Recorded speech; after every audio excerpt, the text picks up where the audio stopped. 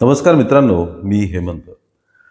मित्रांनो, महाराष्ट्रातील राजकीय उलथापालथ ही काय संपायचं नाव घेत नाहीये.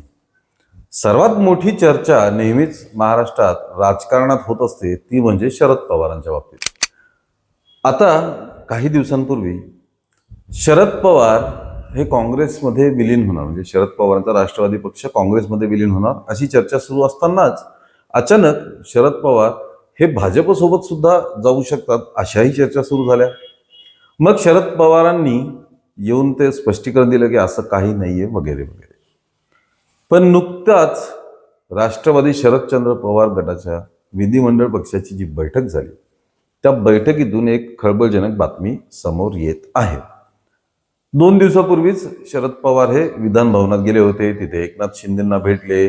खूप वर्षांनी ते विधान भवनात आले वगैरे वगैरे. हे सगळे बातम्या दृश्य आपण बघितलेल्या आहेतच.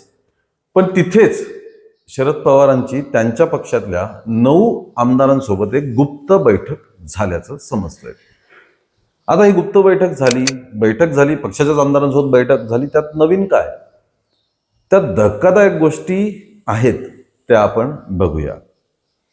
यामध्ये आता शरद पवार राष्ट्रवादी काँग्रेस पक्षाच्याच या 9 आमदारांचा आग्रह आहे, त्यांचं म्हणणं आहे की आता राष्ट्रवादी काँग्रेस शरद पवार गट यांनी भाजपसोबत जायला पाहिजे, एकतर विलीन व्हायला पाहिजे एखाद्या पक्षात, किंवा NDAचाच एक घटक पक्ष किंवा महायुतीचा एक घटक पक्ष बनायला पाहिजे, अशी या 9च्या 9 आमदारांचा आग्रह आणि मागणी असल्याचं समजतं.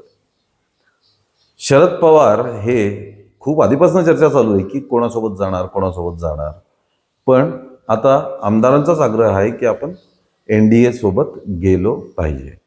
म्हणजे पुन्हा एकदा आता महाविकास आघाडीचा तुकडा पडणार की काय अशी परिस्थिती निर्माण झालेली आहे. आता या बैठकीमध्ये रोहित पवार नव्हते, कारण 3-4 दिवसांपूर्वी अशी चर्चा आली होती की रोहित पवार वेगळ्या वाटेवर जाणार की काय. त्यालाही कारण आहे, ते म्हणजे विनोद तावडे आणि जयंत पाटलांची झालेली गुप्त बैठक. 3-4 दिवसांपूर्वी ही बातमी आली होती, आपल्या सर्वांना माहिती असेल की जयंत पाटील आणि विनोद तावडे यांच्यामध्ये एक गुप्त बैठक झाली. बैठकीचे कारण, बैठकीची चर्चा याबाबत कोणालाही काहीही सांगण्यात आलं नाही. बैठक झाली होती हे नक्की. असं म्हणतात की ही बैठक त्याच निमित्ताने झाली होती की राष्ट्रवादी काँग्रेस शरद पवारांचा गट हा एक तर कुठल्या तरी पक्षात विलीन करायचा किंवा NDAचाच किंवा महायुतीचा एक घटक पक्ष बनणे. या बाबतीत या गोष्टीला रोहित पवारांचा तीव्र विरोध असल्याचं कळतं. रोहित पवारांना हे मान्य नाही की आपण महायुतीमध्ये भागीदारी करावी. त्यामुळे त्यांना हे मान्य नसल्यामुळेच त्यांना या बैठकीसाठी बोलवण्यात आलेलं नव्हतं. कारण ते एकटे सोडले तर बाकीचे 9च्या 9 आमदार या बैठकीला हजर होते. त्यांनी आपलं मत मांडलं की आपण NDA सोबत जायला पाहिजे. आता उत्सुकता याचीच आहे की शरद पवार प्रत्यक्षात या बाबतीत काय निर्णय घेतात. खूप आधीपासूनच शरद पवारांच्या बाबतीत ही चर्चा चालू आहे की शरद पवार ह्याच्यासोबत जाणार, शरद पवार त्याच्यासोबत जाणार.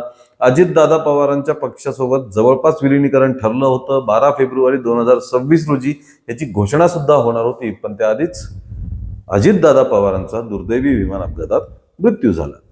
त्यामुळे ते प्रकरण तिथेच थांबलं. पण त्यानंतर काँग्रेससोबत विलिनीकरण किंवा महायुतीमध्ये सामील होणं या 2 गोष्टींबाबत मोठी चर्चा होत आहे. सुप्रिया सुळेंनी, शरद पवारांनी जरी याचा नकार दिला असला तरी काहीतरी हालचाली घडतायत, काहीतरी होतंय. हे तर नक्की काय होतंय ते कालांतराने आपल्याला कळणारच आहे. मित्रांनो, या बाबतीत तुम्हाला काय वाटतं? शरद पवार महायुतीत जातील का नाही जाणार, का काँग्रेस सोबत जातील, का महाविकास आघाडीचाच भाग बनून राहतील? हे कमेंटमध्ये नक्की कळवा. बघूया आपल्या सर्वांचे अंदाज कितपत खरे ठरतात ते. या व्हिडिओला लाईक आणि शेअर करा आणि आमच्या चॅनलला ताबडतोब सबस्क्राईब करा. धन्यवाद.